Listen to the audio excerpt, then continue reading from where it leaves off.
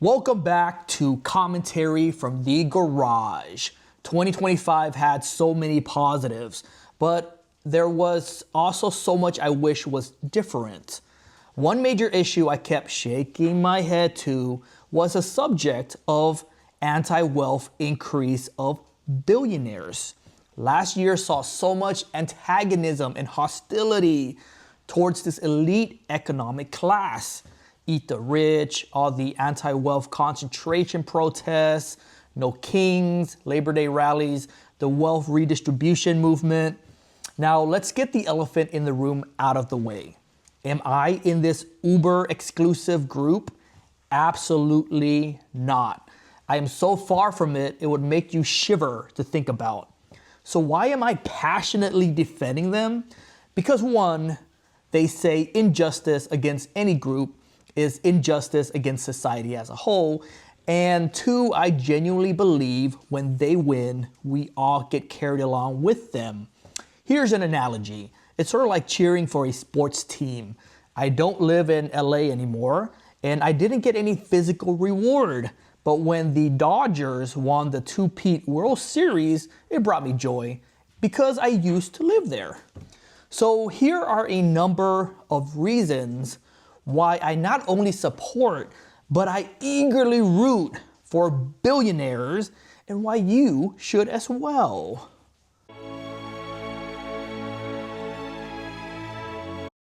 The first reason why I think billionaires are awesome is because they create jobs. How many jobs have I myself created? I'm not embarrassed to admit I have created a grand total of 0 jobs. I am an engineer, not a job creator. How many jobs have you created? Likely 0 as well. Now, if you are a small business owner, you might have 10 employees on your payroll. Let's say you own a pho restaurant with five kitchen staff members, 5 guest interacting waiters, and ingredients procurement specialists. Well, that's about 5 people's economic condition you are improving. Now let's see what the workforce of Amazon is. Hey Google, how many people are employed at Amazon? As of early 2026, Amazon employs approximately 1.55 million full-time and part-time workers globally. The company is currently undergoing a significant restructuring, which includes a reduction of about 14,000 corporate roles through 2026 to increase efficiency. Despite these cuts, it remains the second largest private employer in the United States, with roughly 1.1. So let me just stop there. 1.1, according to Google, 1.1, stop. 1.1 million employees in the US. Okay, let's see this. How about this one? This is another very well-known employer. Hey Google, what is the total number of employees at Tesla? Let's listen. As of late 2025, Tesla has approximately 125,665 employees worldwide. This represents a decrease of about 10.5%. There is a decrease, but okay, let me stop there. So it seems like there's a little bit of an increase recently, but still that's over 1 million employees in the United States working at Amazon and over 100,000 working for Tesla, okay? None of these jobs would exist if not for the billionaire founders behind them. And some of these jobs pay millions of dollars per year. That's millions of meals that are put on the table, millions of families that have dignified purpose in life, millions of mortgages that are paid every month because multi-billionaires like Elon Musk and Jeff Bezos made these exchanges of labor for income possible.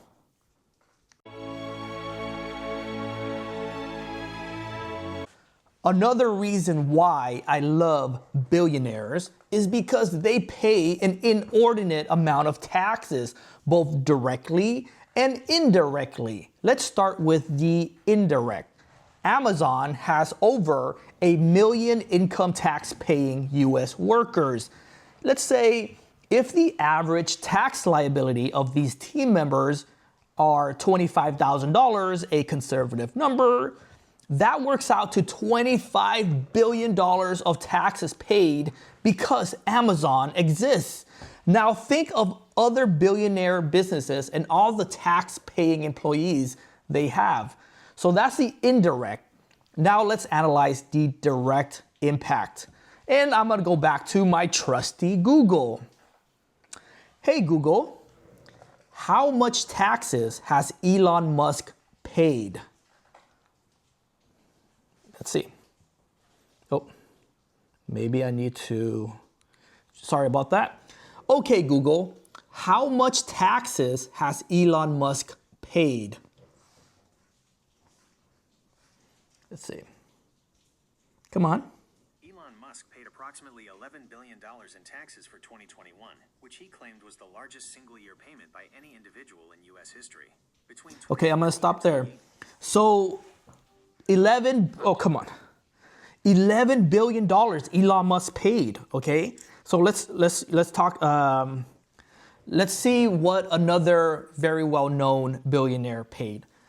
Okay, Google, how much taxes has Jeff Bezos paid?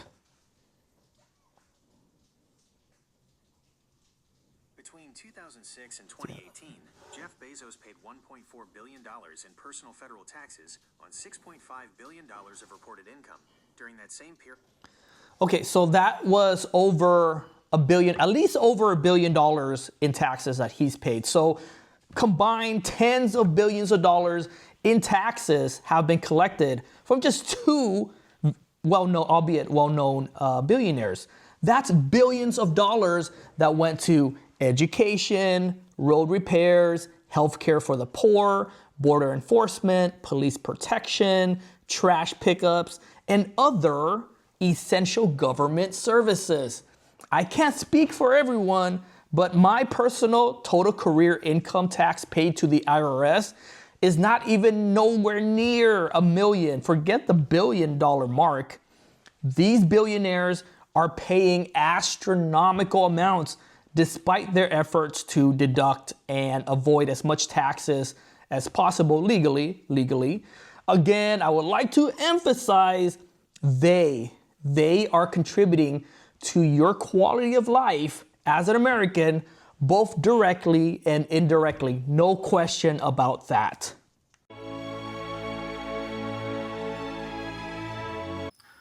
Reason number 3 why you should support your local billionaire is because you secretly want to become one. Yes, you yourself watching this video at this very moment, you want to become a billionaire. Now, how do I know that? Answer this very simple question. Did you buy a Powerball ticket when the jackpot went over $1 billion recently? Almost $2 billion to be exact. Of course you did. You secretly, or maybe not so secretly, dreamed and wished to be in this illustrious and exclusive club. You fantasized about the vast exotic car collection, fine jewelry, mega mansions, private jets, mega yachts, and perpetual travel. Yet, you also hate these people. How does that make sense? They say the surest way to not become something is to be anti that something. If you loathe cooking, you probably won't be a great chef. If you find quantum mechanics boring, then you probably won't be a physics professor. If you find soccer lame, you probably won't be a good soccer player. But here you are praying with every fiber of your body that you are the only winner of the $1 billion Powerball or Mega Millions lottery. Yet you can't stand these billionaires who have earned their wealth fair and square. If you won the lottery, you'd want people to celebrate you. So set the example you want for yourself. How else do I know you want to be a billionaire? What is that song by Bruno Mars? Let me ask Google. Okay, Google. How popular is the song from Bruno Mars, I wanna be a I wanna be a billionaire? Let's see. Billionaire is a massive global hit. Though technically a Travie McCoy song featuring Bruno Mars, it peaked at number 4 on the Billboard Hot 100 and has over 880 million streams on Spotify. Okay, let me stop there. 880 million streams. 880 million streams. The number 4, at one point, the number 4 most popular song in the whole world. I want to be a billionaire so freaking bad. So why do you listen to this melodious tune? Well, some of you because it's catchy, but I bet a lot of you listen because you genuinely want to become super rich.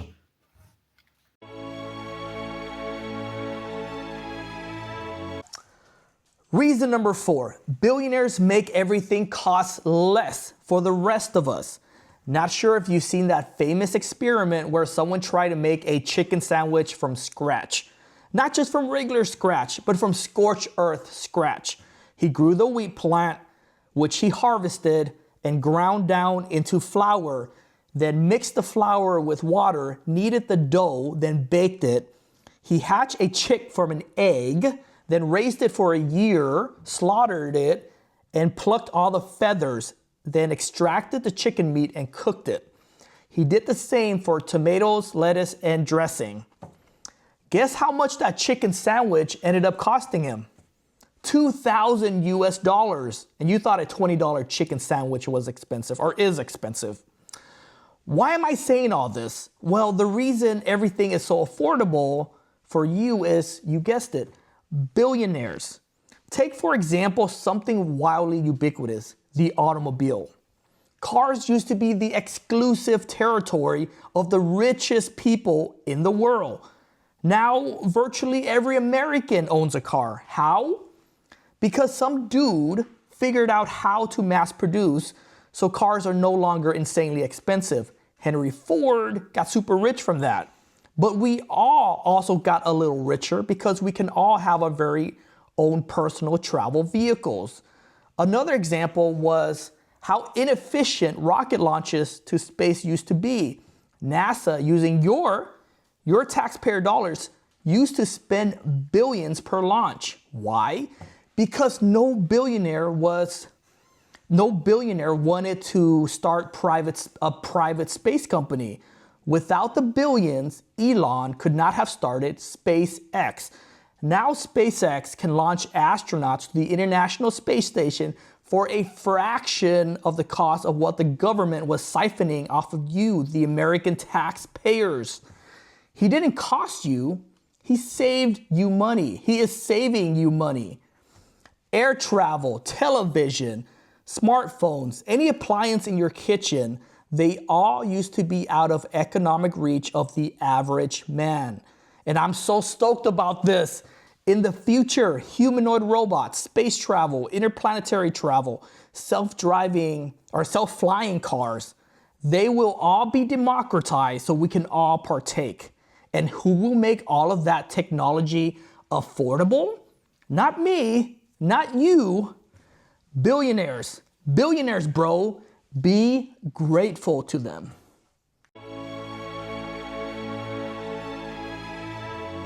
Reason number 5, wealth is not a zero-sum game. Some people believe if only billionaires were poorer, I would be slightly better off. Well, there are no shortage of billionaires and super wealthy people who went broke. Former NBA star Antoine Walker infamously went from $100 million net worth to bankruptcy. Plenty of billionaire heirs have gambled their fortunes away. Did that make you richer? If Elon Musk's net worth were to go to zero today, would you be economically better off? In fact, the opposite would be true. You would probably get poorer if you own his company stocks, or if you get a monthly paycheck from him as an employee, or depend on government assistance which he contributes to. So again, wealth is not a zero-sum game. If you are not familiar with this concept, zero-sum just means in order for one participant to have more, another needs to give up his. Let's take Elon's case for example again. It's not that simple since most of his net worth is tied into stocks and crypto. But let's say hypothetically, we take all of Elon's money and redistribute it evenly to all Americans. That works out to about 1,000 USD per person. $1,000 to you or me is a couple of fancy dinners or a few tanks of gas fill-ups or maybe a couple of denim pants. Not life-changing. But if you keep that amount with Elon, we get to go to Mars, have data centers in space, tunnels from North America to Europe, enable paralyzed humans to walk, consequential human endeavors.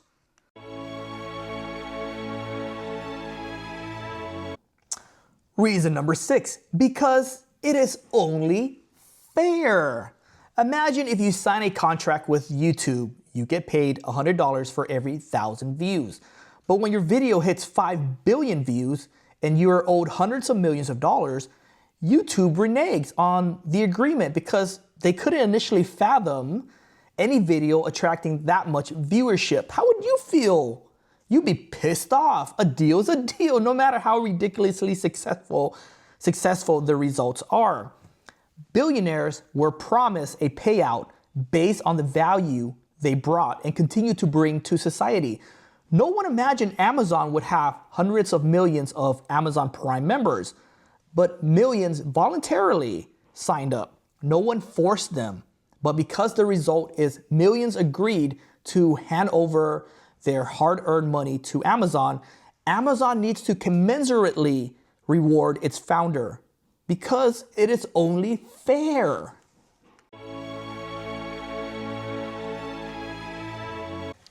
Now that leads me to the next reason number 7. If you don't like it, if you don't like a few people with a ridiculous amount of wealth, well, you have the power to make them poor.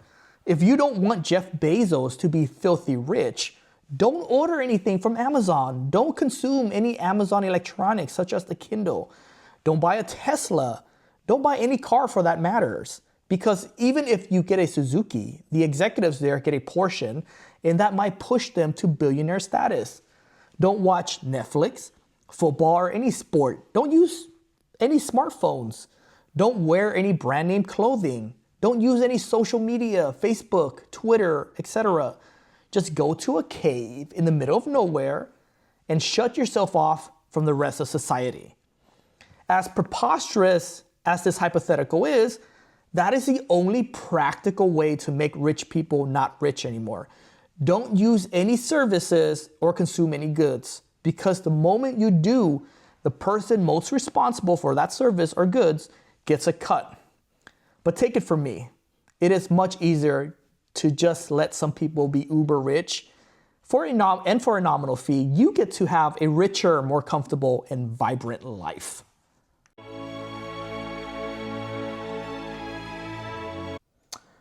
Reason number 8, and the final reason. Billionaires contribute extraordinarily to society. Look at how much color Mr. Beast adds to YouTube. How much entertainment Oprah Winfrey gifted us. How many precious moments and memories Taylor Swift created for you and your loved ones. Would you say we are better off as a society because we have LeBron James, Roger Federer, Tiger Woods, Michael Jordan, Warren Buffett, Shohei Ohtani, The Rock, Arnold Schwarzenegger, Tom Cruise, and tens of other beloved celebrities? What do they all have in common? What do you think? They are all billionaires. Billionaires make us proud to be who we are. Why are you protesting against these uber successful people?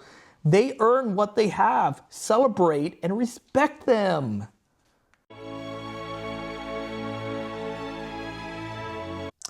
In closing, I wish to re-emphasize, when they win, you win too. We all win together. I'm not gonna lie, when Elon hit the $700 billion mark, I got so exhilarated, I got teary-eyed. I never thought in my lifetime I would see the world's first trillionaire, but that looks likely, and I'm so pumped about it. It's all good if you don't share my opinion and my perspective, but I am curious why. So please leave your thoughts in the comments, and see you all on the next episode of Random Commentary from the Garage.